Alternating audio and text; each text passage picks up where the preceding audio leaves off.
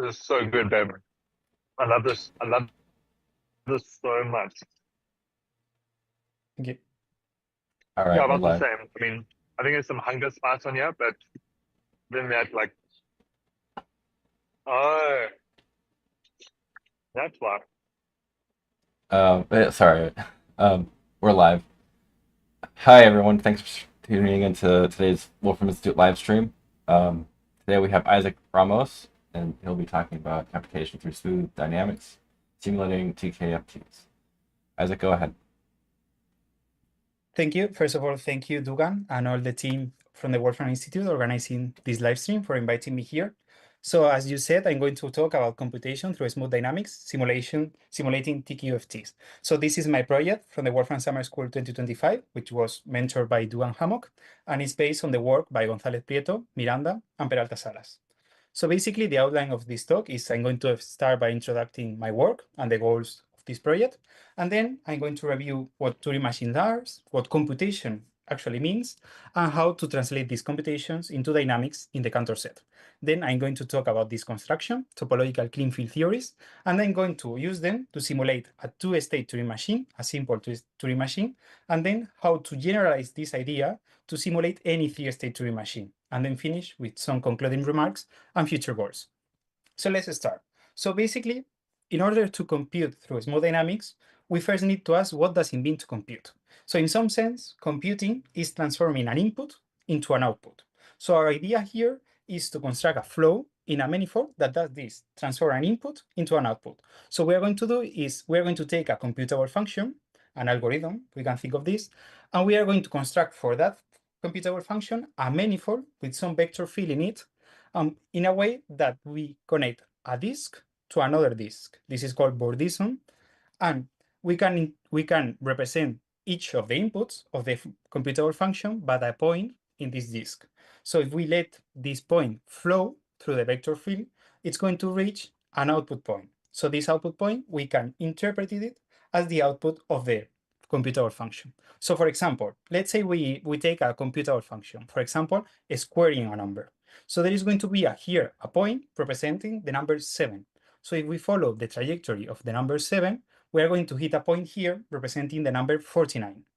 And so on. We can take another input. Imagine that here there is the point representing 3. We follow the trajectory of that point, and we are going to hit here a point representing 9. So basically, our computation is going to be encoded in the dynamics for our manifold. So how are we going to do this? Basically, my project, what my project does is taking topological Kleene Field Theories, that is a theoretical framework constructed recently by González Prieto, Miranda, and Peralta Salas, and bringing it down to earth. So in their paper, they have shown that this is theoretically possible, and they have proved that all of this can be done. And in my work, what I do is explicitly computing these flows and showing explicitly using Wolfram language that this can be done, and we can simulate Turing machine using this construction. So first of all, before talking about this construction, we should ask ourselves, so why do we actually care about this? Why should we care about computing with dynamics? So the first point of view is from the dynamical point of view. The dynamical reasons to compute using dynamics is that, first of all, embedding the computation into the dynamics can tell us a lot of things about these dynamics. First of all, they can tell us if there are some undecidable properties about these dynamics, because we know that there are some properties about computations, like the halting problem, that are not undecidable. So if we relate computations to dynamics, there are going to be some problems in dynamics that are as well undecidable. Secondly, we can also use this encoding of computations to dynamical system to understand the complexity of this dynamical system, for example, the solution to differential equations. And actually, Professor Terence Tao suggested that we can do this. Maybe there is some potential to encode computations as part of the flow of the Navier-Stokes equation. And that way, we can try to understand better. Sorry? Oh, sorry, I'm not on mute. My apologies. Yeah, don't Please worry. continue.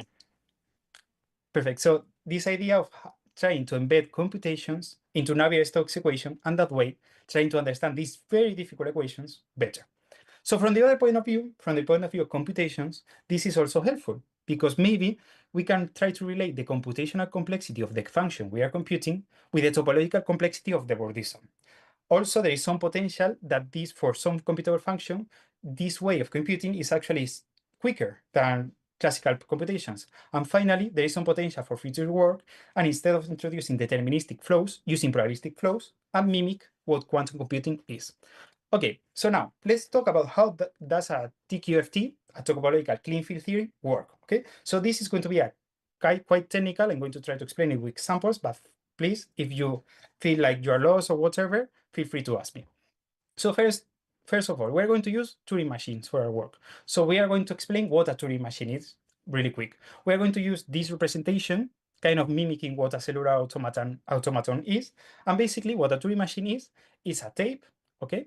And in the tape, we have a head, okay? So the head can change the tape, but it can only change the tile where the head is sitting, okay? So from one step, each row represents one step of the Turing machine, and from one step to the other, the head of the Turing machine can change the tile where it's sitting with certain rules. First of all, we're going to have different states for the Turing machine. In this case, for this simple Turing machine, we only have two states, which is represented by the arrow pointing up or downwards, okay? So for example, here, we can see that the head is in this blank head tail with state 1. So we go to the rules and we see, okay, if we're in state 1 and we read a blank, a white, which is 0, we change it to blue, which represents 1. We move to the right and we change to state 2. So here we see that we do this, and then here we're in state 2, we read 0, we change it to 1, and then we move right. And so far we can compute what a Turing machine does. And basically, why is this important? Because a Turing machine is the abstract model of computation. Basically, one possible definition of what is computation is what a Turing machine does. So our idea is to simulate, using this dynamic, a Turing machine as some simple Turing machines. So in order to encode this Turing machine into the dynamics, we need to encode two things. First of all, the tape, okay? Because the tape is where the information of our computation is. This actually is the input, and this is the output. So we need to encode each of these rows, and the head state. So the current state of the head of the Turing machine. So we are going to start by encoding the tape, okay? So the tape, we can see that there are a lot of white, blue. So basically this is a list of zeros and one. It's white is a 0 and it's 1 is blue is a 1. So basically the tape of a Turing machine, we can see it as two lists, two sequences of zeros and 1.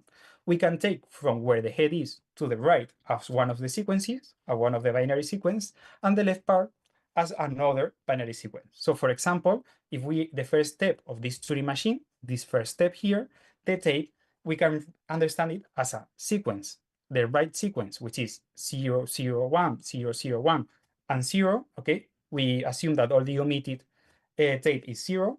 And then the left, we start reading it from right to left. So we have a point to start, and it's 1, 0, 0, 1, 0, whatever, okay?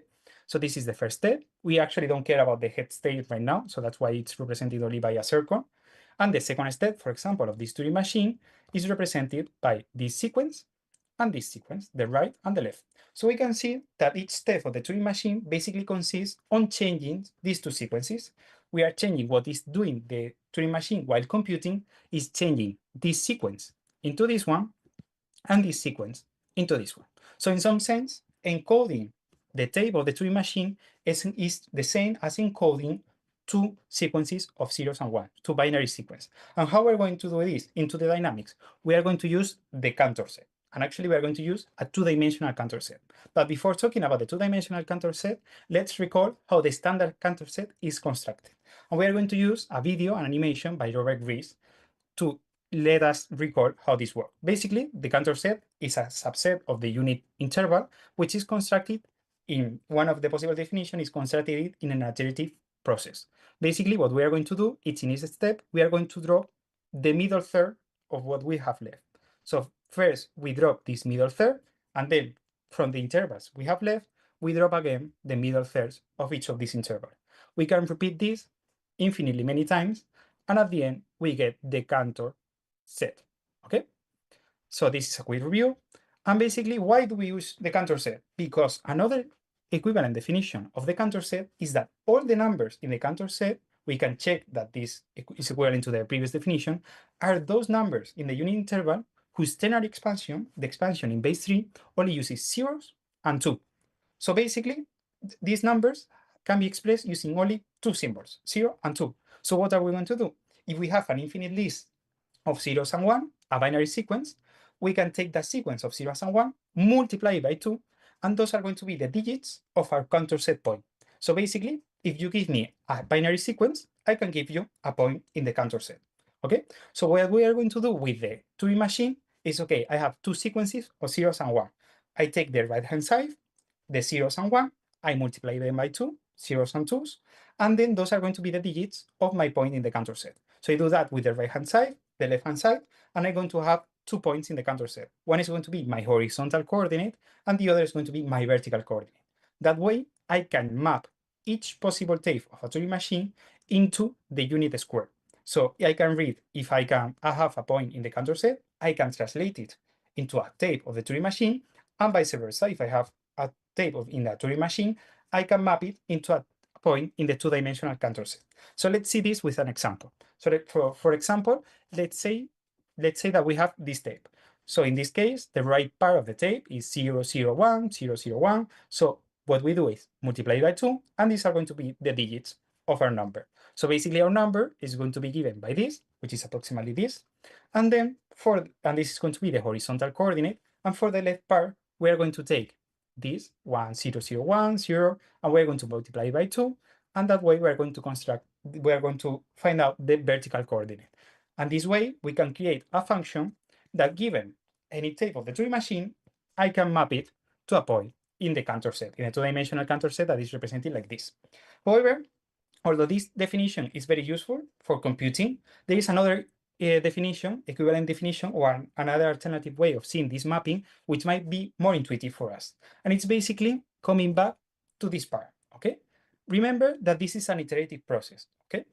But actually, using this iterative process, we see that if we want to choose a point in the counter set, in each step of this iterative process, we need to keep either the left part or the right part. And what we're going to do is, okay, I have my infinite sequence of zeros and one. So every time I read a 0, I'm going to keep the left part. And every time I read a 1, I'm going to keep the right part. So for example, if I read a 0 in the first position, I know that in the first step, I need to keep the left part. If now I read a 1, I know that in the second part, I need to keep the right. And if I continue doing this infinitely many times, picking right, left, right, left, right, left, as I'm reading the sequence, I can choose a point in the counter set. Okay, so basically what I'm going to do this is, here is I'm going to read the right part, and this is going to be telling me left, left, right, left, left, right, and I'm choosing, okay, first left, then right, and the right part is going to encode the horizontal direction, and then for the left part is going to tell me if I have to go up or down, and that way, again, I can encode the tape of a Turing machine into the counter set.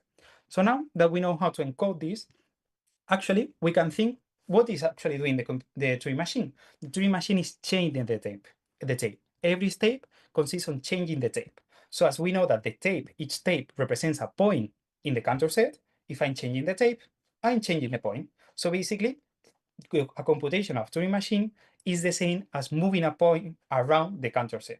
So computations are equivalent to dynamics in the counter set. Discrete dynamics so far, but we have already translated computations into dynamics.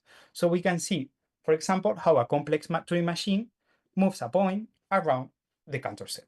So we can see how if I give a certain input, it's going to move around the counter set.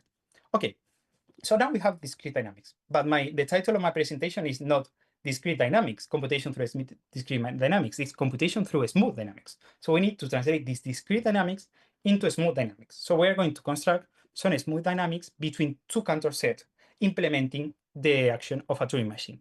So actually what we're going to do is break this step of Turing machine into very elementary actions. And basically what a Turing machine can do is only rewriting a symbol. So basically changing a 0 to a 1 or a 1 to a 0 and shifting the tape, basically moving the head around. So we are going to construct flows that they apply these actions to our points in the counter set. And this is kind of tricky, and it's important to assimilate this, and is that our flows are going to apply this action to all the points affected in the counter set at the same time. Okay, we're going to see an example and see what I mean here, but basically I'm going to construct a flow that no matter what the tape is, it's going to change in the way that this action represents. Okay, So for example, imagine that I want to change a 0 to a 1, okay?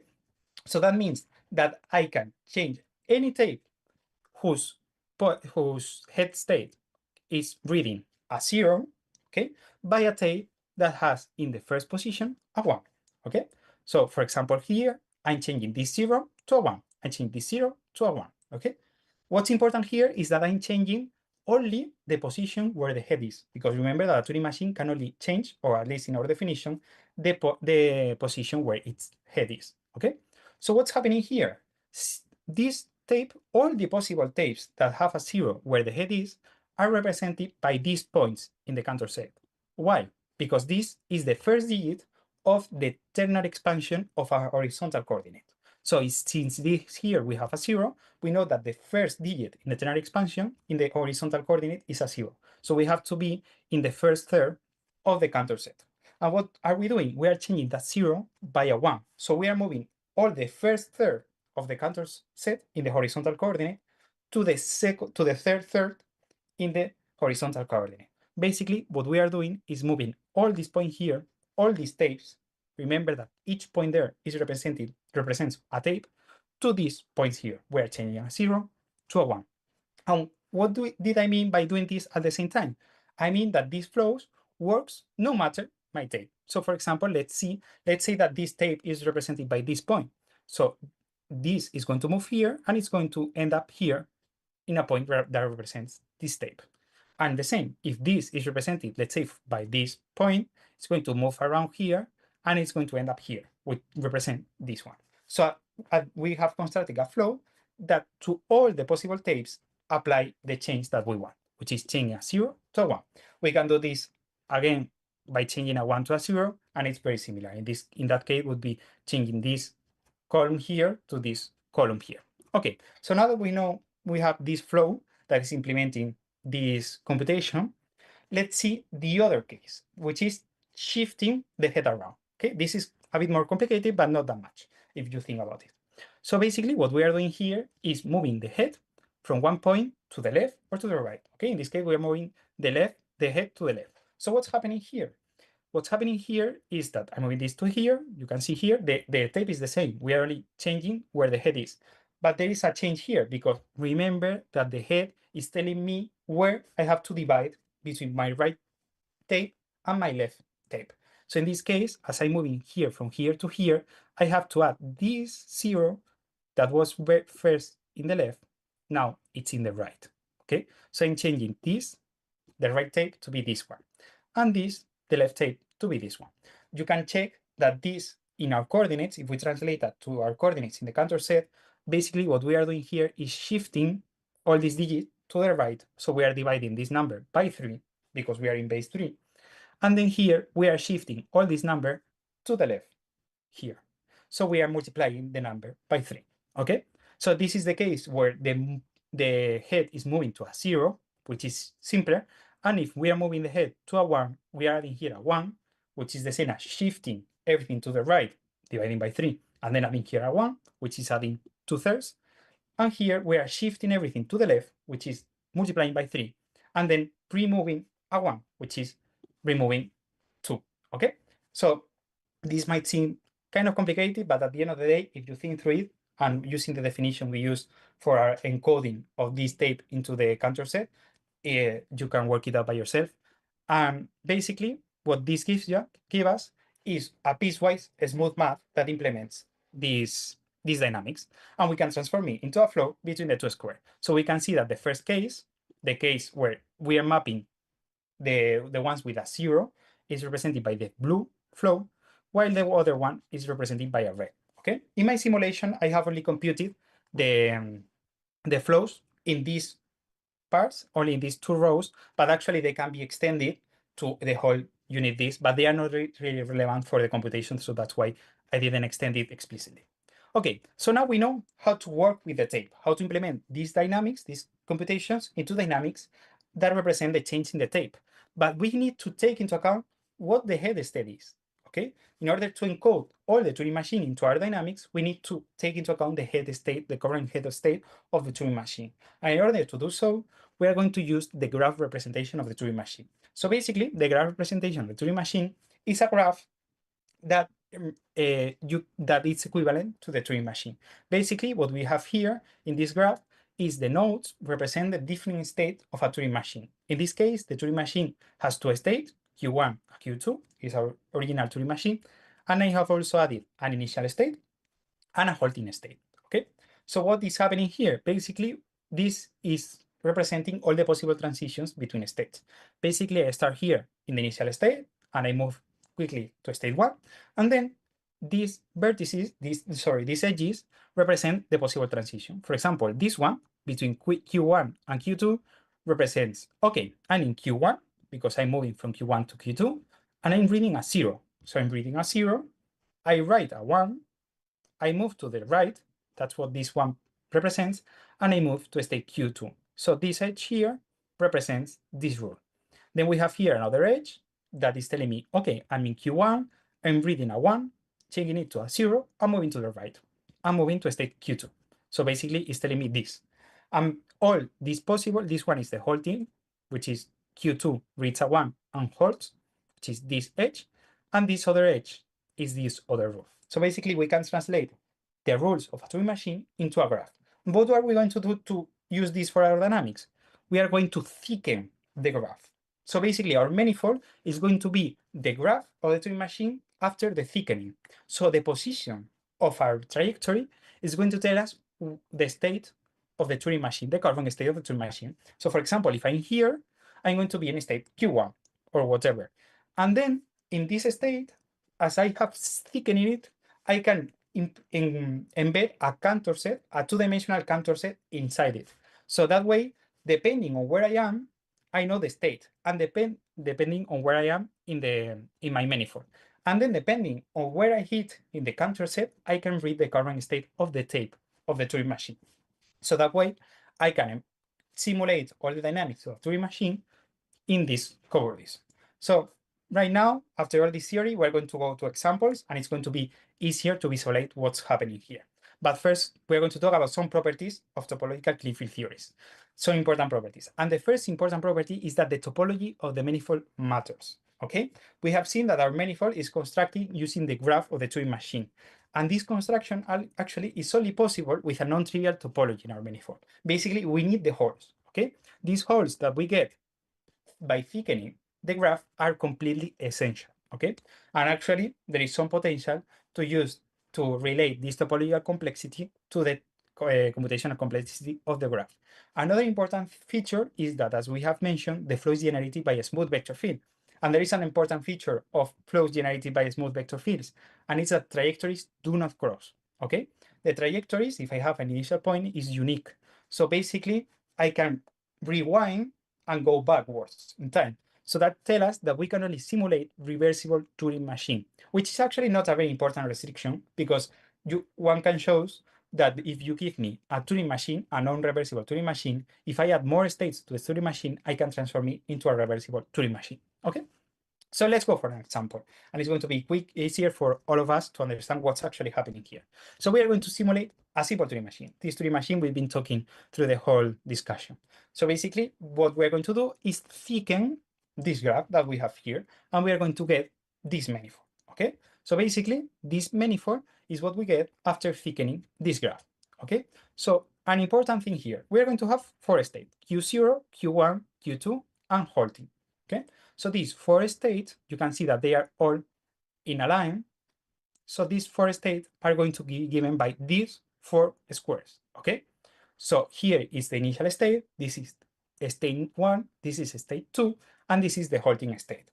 And each of the squares is going to represent the Cantor set. So depending on where I hit the Cantor set, tell me where I am arriving. So basically, the feature of the head reading the tape is translated into reading where I'm hitting the Cantor set. Okay, this square.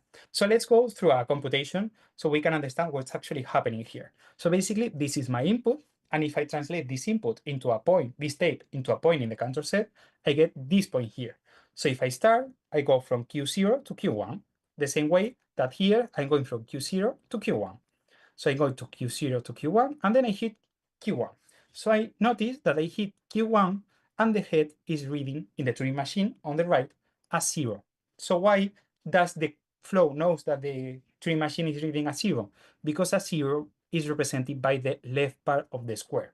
Okay, so I'm reading a 0, I'm hitting the first third of the square. And now what's doing the Turing machine? So the Turing machine, if it reads a 0 in the first state, it's going to change it to a 1, move right, and then transition into state 2. So it's going to do those three things through here. So what are we going to do here? We are going to change the 0 to a 1, moving from the left part to the right part. Then I'm going to move the head to the right here through this movement here, and then I'm going to go to state Q, represented by this square. And this is one step of the computation.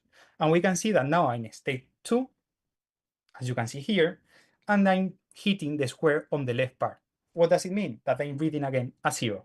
So I know from my Turing machine rules that if I read a 0 in state 2, I change it to a 1, move right, and change to state 1. And that's what I'm going to do here, coming back to state 1. I change the 0 to a 1, move right, and then come back to state Q1. Okay? So basically, you can see that now I'm hitting Q1, but I'm reading a 1. Why? Because I'm hitting the right part of the square. So again, in this case, I change the 1 to a 0, move right, and move to state Q2. And we continue the computation similarly until I hit Q2, reading a 1, which is the halting condition, and I finish the computation. So you can see how this computation is perfectly implemented by the flow. And the really cool thing and the important thing about this is that the flows that I have defined in this Cobordism not only are useful for this particular input. The thing is that these same flows, no matter the input I give it to the Turing machine, they work. So for example, if I give different inputs that are represented by different color, I have different trajectories and I have, of course, different outputs. So for example, we already talked about the blue input before, but we can see, for example, that the red input finishes very quickly. So this is the halting condition, staying in the same point. And we can see that actually the red trajectory goes to here, and then it finishes very quickly. While the black one, that takes quite a while to finish, it's circling around, spinning around the manifold many times until it actually finishes and hits the output disk. So after all this discussion, we have simulated a Turing machine, and you can tell me, okay, I get it, it's really cool, but this is very simple, okay? And this is actually what we thought. This is a very simple Turing machine. So let's make things more complicated. And we are going to simulate any three-state Turing machine. What does it mean? It means that if you give me some rules I have a of question. Can we go back to one slide? Yeah, of course. Okay. So can you rewind just to the blue one? There we go. This one. Okay. So let's go through this step by step. So the we have like this is state 1, and this is state 1, and it's seeing like a white or something. State 1 at 0, right? And this is the transition for state 1, and you see a 1. I think is that correct? Yeah. Yeah. Okay. Exactly. Then, so if I see in state 1, I see a 0, I go through this branch, and if I see a 1, I go through this. But actually, this over here, this is state 2. Exactly. Yeah. And so these squares here that are in the left and in the right, they don't actually represent any state. Okay, the state are only these middle squares. Okay. Right. But so this is like if this is like saying I see a 0 and I want to write a 1 in that place, right? And then I need to like change the tape or move left or right or do something. Do the state transition for what happens at that rule. And then same here for this is like a transition. And I guess in this Turing machine, the going from state 2, it seems to always go to some transition back to state 1. So is that implicit in the rules for this thing? So like if state 2 like kept state 2 is one of the halting states or something like that. I mean, well, it could lead to the halting state, but so basically what's happening here is that the state 2, if we read a 0 in a state 2, we go to state 1, Yeah. And if we okay. read a 1 in state 2, we halt. Right. Okay. So state 2 either goes back to state 1 or halts. And if there Exactly. was a transition between state 2 and state 2 again, somehow, like if it was like, Yeah, we could have here a loop. yeah, a different loop would okay. Yeah, exactly. Yeah, that's totally reasonable. Uh-huh. And actually, with the simulations of the 3-state Turing machine, you can do that. You can have a transition from one state to the same state. But the only thing is, to keep it reversible, you have to change the 0 to a 1 or the 1 to a 0. Because if you stay the same, you lose the reversibility condition. I see. So computing Turing machines with these vector fields requires the Turing machine to be reversible? Yeah, exactly. Okay. So yeah, that's crucial. But actually, it's not like very important at the end of the day, at least theoretically, because you can prove, and actually in the paper by González Prieto, Miranda, and Peralta Salas, they show it, that if you give me any Turing machine, if it's not reversible, I can increase the number of states and making some algorithm create another Turing machine that does the same computation, but in a reversible way. I see. Just by increasing So maybe you need more the state state, count. you need more states, yeah, and it's probably going to take longer to compute, but you can do it in a reversible way. Okay. And we need it to be reversible because at the end of the day, we are computing trajectories that are tangent to smooth vector fields. So it doesn't make sense for a trajectory to collide with another trajectory or to a trajectory to. So you need to be able to keep track of what you've been through. Right. The It's vector at the end of fields the day, are you have- reversible themselves, so Yeah. okay, So that makes basically, you perfect have sense. a family of diffeomorphisms that are indexed by a real number. And basically, what you have is that you can go up or you can go forward or backwards in time. So if you have a flow, usually it might not be defined for all times, but for the times that it's been defined, it has to make sense. It has to have a unique definition. So at the end of the day, it's the uniqueness and existence theorem for differential equations. Okay, great. So as we need that, and actually, if you go into the details of the construction of the 3-state Turing machine, you can see that the reversible condition plays a huge role. So basically, it would be impossible to do this without the reversible condition because you will have trajectories colliding. Okay, so All right, yeah, makes sense. A quick question. Yeah, of course. How are you encoding the halt state? Sorry? How are you encoding the halt state?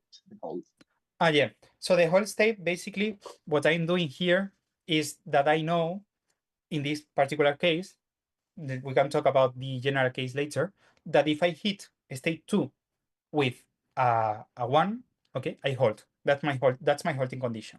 So what I do here is that this is my halting state. So what if I hit here the state 2 on the right, which is the same as arriving to state 2 with a 1, instead of going back to state Q1, I continue, and then I hit this disk, okay? So basically, the halting condition is hitting this square. So this is the output of the Turing machine. So at the end of the day, what I have here, why did I add here the initial and the halting state? So at the end of the day, my initial state is going to be represented by this here, the initial disk, and then I'm going to do some things. I'm going to move around my manifold, and then I'm going to hit this final disk. And hitting that final disk is halting. It is basically what I define as halting, or they define Right. in the paper. Okay. So yeah, so basically, after this construction of the simple state Turing machine, my next idea was, okay, let's create a function that can simulate any 3-state reversible Turing machine. So the problem here is that in order to simulate a Turing machine, I need to take the Turing machine graph and thicken it. So here it was simple because I knew beforehand what the Turing machine graph would look like. And I can thicken it, and I can think, okay, I'm going to create a flow that goes through here, then comes back. But the problem is that if I don't know the Turing machine, the rules of the Turing machine, I don't know the graph. I don't know if from state 1, I'm going to come back to state 1, or going to state 2, 3, or hold. So I need to think of a way to place the graph in a way that if I thicken the graph, I don't have collision. If I make the graph wider, it doesn't collide with another part of the graph. So we have to design an adaptable pipe system that works for any graph, a way to encode any graph in a way that no matter what the conditions are, what the transitions are, I can thicken it and create a pipe system that works. So basically, I'm not going to go in a lot of details. It's in my community post. If someone wants to ask me about it, I'll be, of course, open to discuss it. But basically, the idea here is that we're going to use, if we look at here from the top, we're going to have a square, okay, here. So this is going to be our square. And in my square, I'm going to set here my initial state. This is going to be state 1, this line here. This is going to be state 2, state 3, and holding state. So what I'm going to do to move through all the states without having the pipes colliding is if I exit from state 1, I'm going to go up or down one level.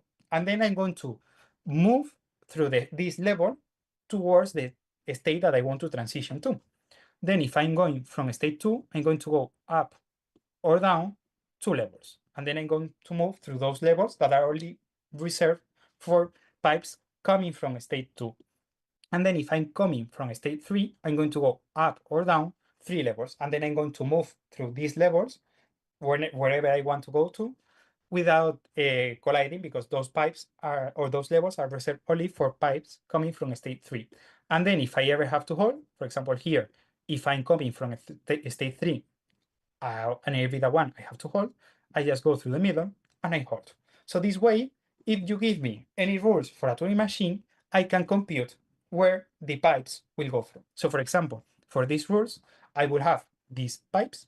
And then if I change the rules, I can generate another pipes that go from one state to the other. For example, in this case, state 1, if we reach a 0, comes back to 1. And it's represented by here. If you go to a state, for example, the state 1 is going through here, and you can see how, depending on where they are going, the pipes are going through one way or the other. So with this, with my new function, not only given any input, I can simulate the Turing machine, but you actually can tell me which Turing machine to simulate. So you can tell me the rules, the input, and I can generate the simulation of the dynamics that compute this. So for example, if you give me this rule and this input, I can simulate the dynamics of the Turing machine. And I have defined the flows in a way that they depend on the rules. So if you give me any rules, I can give you the flow and the pipe system that makes that flow works. So for example, this one starts like these rules, and this input gives this simulation. And if I change the rules and the input, I have another layout because I have other transitions between states, and my simulation is different. So you can see here until it holds. So basically, this is my work. So as a conclusion, these are the first steps to concretely realizing topological Kleene field theories as a framework to compute through smooth dynamics. And we have showed how actually discrete symbolic computation can be reinterpreted in terms of smooth explicit flows. So this suggests that this is a promising research direction that intersects dynamical system, category theory, and theoretical computer science. So as future work for my project, I could expand it and generalize this last construction to Turing machine with any number of states. Another possible thing, actually suggested by Stephen Wolfram, is further understanding and visualizing the structure of the vector field associated with the flows. And also, suggested by Stephen, would possible future work would be to analyze the dynamics of 4 points outside the contour set and explore if the dynamics of the points outside the contour set, because I can construct the flows for all the points outside the contour set, but we only care about the points in the contour set. But maybe we can explore if the dynamics of the point outside the contour set can be used to improve computation. So finally, I want to acknowledge, first of all, my mentor, Dugan Hammock, for his help during the summer school. Of course, Ángel González Prieto, Eva Miranda, Daniel Peralta Sala for creating this beautiful framework, but also for all their support during these last years. And finally, I also want to thank Stephen Wolfram for his suggestion and conversation during Wolfram Summer School. And finally, all the staff and students at Wolfram Summer School for their help. So please feel free to ask me any questions. Excellent. Can you go back to the 3-state? Yeah, sure. So yeah, show the 3-dimensional model. Okay, so yeah. So you did all this plumbing like by hand, right? Is that correct? Yeah. So yeah, basically my flows, my functions are functions that take as input the rules, and it's a lot of if which conditions that depending on the rules, it has some flows or the other. So basically my function has, okay, if I want to transition from state 1 to state 2, I have to follow this flow. And if in that flow I want to change a 0 to a 1, I also have to do this part here. So basically, if you give me the rules, I have all the flows computed to represent those rules. But a possible extension of this future world, and I actually have already been thinking about this, is how to do this in a systematic way, so that if you give me any number of states, I can create some flows that represent the transitions of any Turing machine of any number of states by rearranging. So in a very similar manner, using different levels, because at the end of the day, all the flows are very similar. So you only need to go a bit up or a bit down and do some things, but this can be generalized without much problem. Yeah. So I wonder what that would look like as an algorithm. I guess you could take the state transition graph for the Turing machine and use something like graph plot or graph plot 3D to get the edges of that state transition graph modeled in like its 3-dimensional space, and then use those embedding coordinates as like a basis for making this plumbing happen. So yeah, I thought about that, but I actually think it would be kind of difficult, because for that you would probably have very curved edges, and it's kind of difficult to actually parameterize those curved edges. So that's why here I always use these straight edges with some terms, because that's actually easier to explicitly compute the flows for that. So I thought that maybe a more systematic way of doing that is, instead of using a square, is placing all the possible states in a straight line. So depending on how many states, I can make the straight line longer or shorter. And I can, for each state, I go up or down. For state n, I go up or down n levels, and then I move around that straight line or come back if I need it. And that way I can place all the possible states and move around in a very similar way as this, but instead of using a square, using just a straight line whose length depends on the number of states. So yeah, maybe now talking is a bit difficult to visualize it, but I think it should be not that difficult. And actually I'm planning to do it. So I'll keep you posted, and yeah, as soon as I have it, I'll probably post it I'll for sure post it in the Wolfram community so you can read. Michael, you have a question? So I think, yeah, would it be possible to do something like this, but like with NAND gates instead? Or would it have to be converted into a Turing machine first? Yeah, I think probably it could be done with gates. I don't see a reason why it shouldn't. So basically, yeah, I think it should be kind of easy. Like at the end of the day, you have to take into account where you're coming from, and depending on that, you have to move one way or the other. So yeah, probably it might be more difficult to keep the reversibility and all these things, and it's just simpler to do it with Turing machine.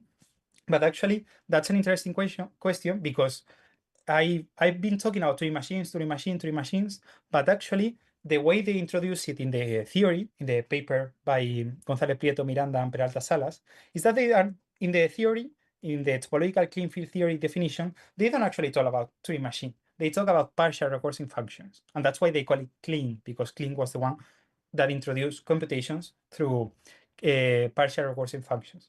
And at the end of the day, what you need to do is you have here a disk, and you encode your input in that disk. And you have another disk, and you encode the outputs in that disk.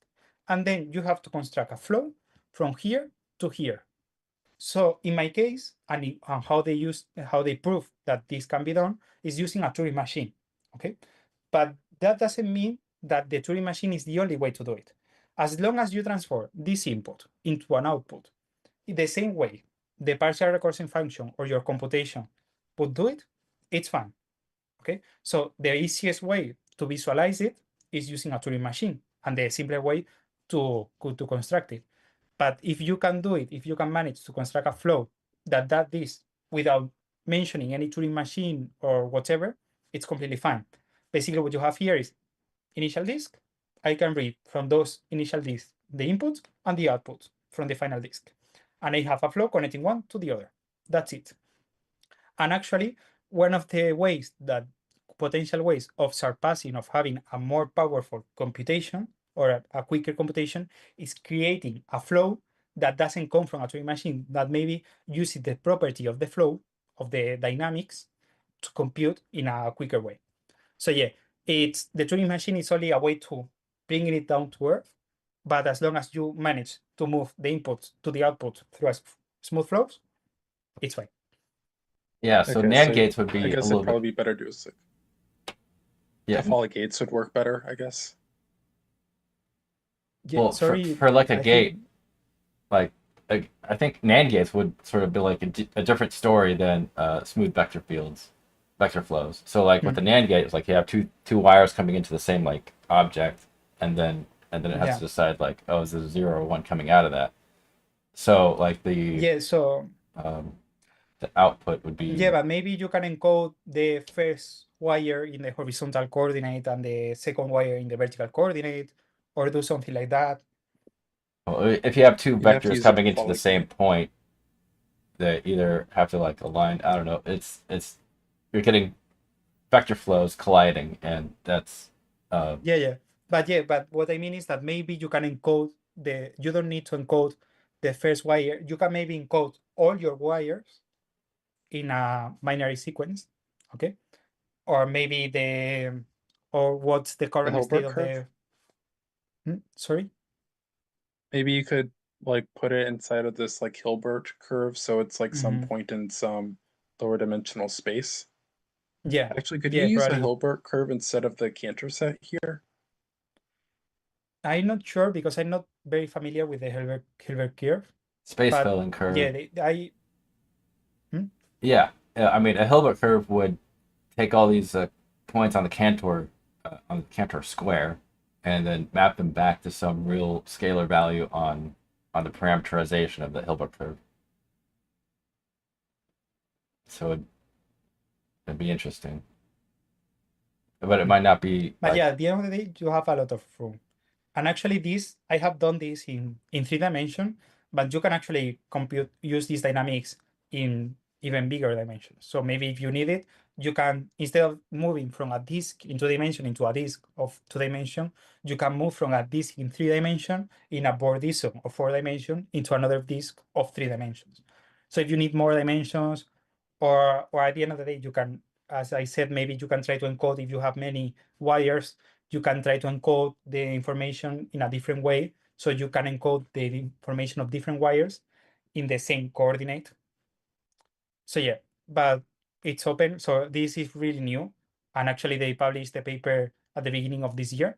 So these are the first steps, but of course there is a lot of room to improvement, to explore other things, and a lot of potential for the future. Okay, thank you. Thank you. the Turing machines we've seen today are all halting. Is that a necessary condition for this? No, it's actually not necessary. And actually, you can create, so it's halting because it's easier to visualize. But at the end of the day, you can create a Turing machine that doesn't hold. And actually, my function for the 3-state Turing machine has an input, a parameter where you can say how many steps of the Turing machine you want to compute. So basically, if it doesn't compute, it doesn't hold, what is going to happen is that it's going to keep circling around and around and around many times, infinitely many times. Right. And actually, as I mentioned before, you can relate the undecidability of the halting problem to undecidability here. So it's actually undecidable. If you give me a point, an initial point in the Cantor set, I cannot, it's undecidable to tell whether it's going to halt or not. So it might keep spinning around the Turing machine, like all the pipes, forever. Huh. Well, so now that's an interesting question. It seems like like these halt, right? So you have like a halting state, and you have vectors that point to the halting state. And can you go to those positions at the halting state and work backwards and see what trajectories actually end up halting? I guess the undecidability would be like you don't know if tracing these trajectories backwards ever like end up at the beginning state. Yeah, the thing there is that you have infinitely many trajectories that halt. I'm not sure, but I guess that the thing is that you have infinitely many trajectories that halt. So infinitely many final states. So tracing back all those it's equivalent to basically trying all the possible inputs.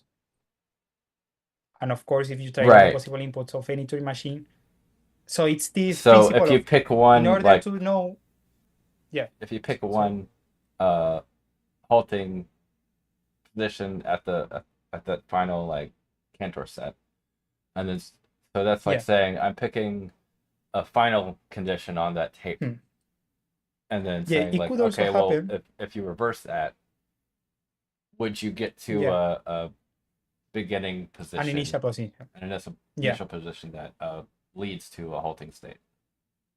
Yeah.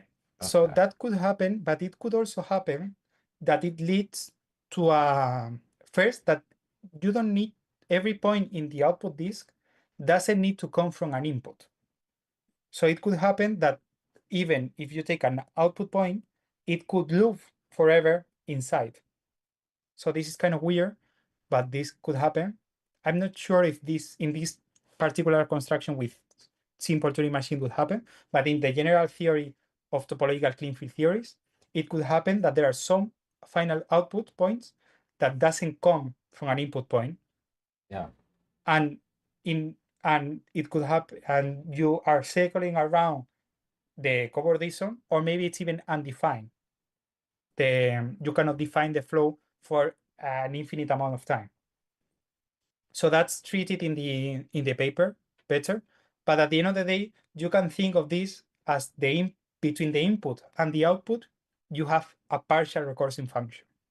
So that function, as it is partial, not for every input, you need to have an output. And that means that not for every initial state of the Turing machine is going to halt. But at the same time, the function, the partial recursive function, doesn't need to be surjective. So for every output, you don't need to have an input. So I'm not sure how that would translate to this simple Turing machine. I guess that in this very simple Turing machine that I constructed, I guess that for every output, you would probably could trace back an input. But the problem is that you have infinitely many outputs, so that wouldn't help you with the halting problem. But definitely for a general topological Kleene field theory, you will have this analogy between halting problem and the partial recursive function, because you might not have defined the flow for all times, or maybe it's spinning around forever.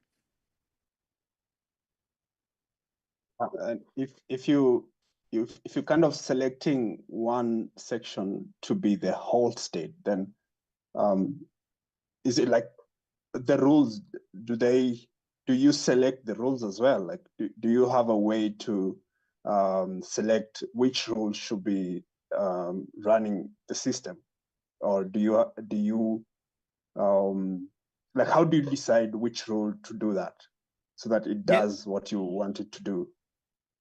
Yeah, so basically to my function, I can input to this function any rules. Okay, in this simulation, I can choose my so let me move here. So I can choose the rules, and to my function, I give it the rules, and depending on the rules, the flow behaves one way or the other. So for example, with these rules, I have that the state that holds is the third state. the third state, if it reaches a 1, it holds. So you can see that from the third state, that is 1 here, there is a pipe coming here and going to the halting state. But if and there is a flow defined there that if I hit here from the right, which is the 1, I come here and then I finish. But if I change the rules, the pipe system change, the flows change with it. And maybe, for example, if I change the rule so that the first step is the first state is the one leading to a halting state, there is going to be a pipe and a flow defined on it coming through here and hitting the halting state. And if I don't have any halting state, basically what's going to happen that this square is going to be disconnected. There is not going to be any pipe leading to it, and everything is going to loop around and come back to the same state in a different position. Oh, yeah, I see. And have you thought of this idea of adaptively evolving the rules? So, for example, if so right now you are starting from one halt state. So, assuming you start from all the rules are halt state by definition. So you adaptively evolve them or change the rules so that you see how the system gets to the output or the endpoint. Okay, I haven't really thought about that, but yeah, it's interesting. Yeah, and probably very promising. So yeah, I'll think about it. Thank you. Yeah, so like the way this is set up, it seems like if the initial condition was all white on the tape, all zeros, then it wouldn't halt, for instance. Yeah, because it's going to this. Yeah, probably because it is going to this, and then this is, well, probably, I don't know if it would halt. Yeah, I think it would. I thought about it. So it will halt, I think. It wouldn't halt. I think it would It would go to state 3 but, and then keep writing ones and then keep writing ones forever in state 3. Yeah. Yeah, I mean, here in the state, so this is the same. I mean, and no, this represents halting. which one's state 2? Oh yeah, state 2 goes from state 1 to Is state the one 3, pointing state 3 to state 2, down, right. and then it'll keep writing ones and then keep advancing, and never. So it would kind of spiral in. But actually, usually, if you play around the code, usually if you try different rules, if you just put some random rules, it's kind of difficult finding a halting condition. So I tried by myself to come up with some rules that are a bit interesting and also halt, because it's prettier to visualize and to get this idea of input-output. But I got some simulations that are just circling around and moving around and never halt, or at least they don't halt for the time I ran the simulation for. So yeah.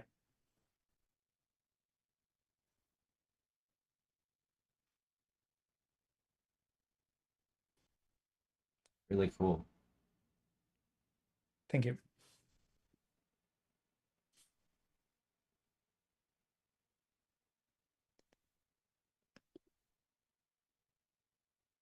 Yeah, so lots to explore there. You know, it's like, oh, I give a thumbs up. Yeah, so you know, I think like what you said about algorithmically doing the piping it makes a lot of sense, and so that'd be interesting to develop possibly, and then this sort of looking at the halting states and try to like work backwards the ones that lead to like initial conditions that lead to halting. Yeah. But you can also think that at the end of the day, as this is reversible, you can think that this is the initial state and this is the halting state, but it's completely equivalent to think that this is the initial state and this is the halting state. Right. And then you construct the reversible Turing machine. So what your idea of tracking back is the same. Is the same. You don't know for sure that you are going to end up in the initial state. That's also undesignable. So maybe there is some Turing machine out there, and definitely if we are able to simulate any Turing machine of any number of state, we can play around it. But maybe there is a Turing machine out there that you need, I don't know, 1 million steps for it to halt. So you can trace it back, but maybe it takes 1 million steps tracing it back to have it come back to the initial state. So that's the thing with undesirability, that the only way to see the result of a computation is actually computing it. Awesome. Very excellent So, work. Thank you. Thank Thank you. Isaac. Go ahead and wrap up. Thanks for everyone for tuning in. We'll see you on the next live stream, which is tomorrow with Brian and Mboya. Brian, what are you going to be talking about tomorrow? Yeah, I'm going to talk about memory, the idea of how to augment memory in AI systems. So, and explore more about Turing machines and how that can be used to find ways to figure out how to augment memory. See you there tomorrow. Yeah, looking forward to it. All right, thank you again, Isaac. Thank you. Bye, everyone. See you.